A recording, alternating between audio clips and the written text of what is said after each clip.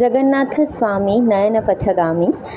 সব জায়গায় যেমন রথের মেলা হচ্ছে, ঠিক সেরকমভাবেই আমাদের বেলেঘাটাতেও গুরুদাস পার্কের মাঠে বসে গেছিলো রথের মেলা।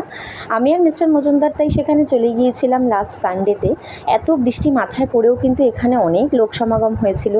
তো তোমরা দেখতেই পাচ্ছ, বৃষ্টি হলেও এখানে কিন্তু রথের মেলা দেখতে উৎসাহী মানুষদের ভিড় একটুও কমেনি। আর জগন্নাথ, বলরাম এবং মাতা সুভদ্রাকে তো আমরা সকলে দেখলামই। এই দেখো রথটা, মানে যেই রথে করে জগন্নাথ, বলরাম এবং সুভদ্রা বেরিয়েছিলেন ঘুরতে, মাসির বাড়ি গিয়েছিলেন এবং সেখান থেকে আবার ফেরত এসেছিলেন, এই যে সেই রথ। আর রথের মেলায় যাওয়া মানেই ভোগ প্রসাদ পাওয়া। দেখো আমরা একটু ভোগ পেয়ে গিয়েছিলাম এবং সেখানে একটু অনুষ্ঠানও চলছিল, উড়িষ্যা থেকেই লোক এসেছিল। এই যে আমাদের তিন ভুবনের স্বামী, জগন্নাথ স্বামী। তো তোমরা আর কারা কারা রথের মেলায় গিয়েছো অবশ্যই কমেন্টে শেয়ার করো।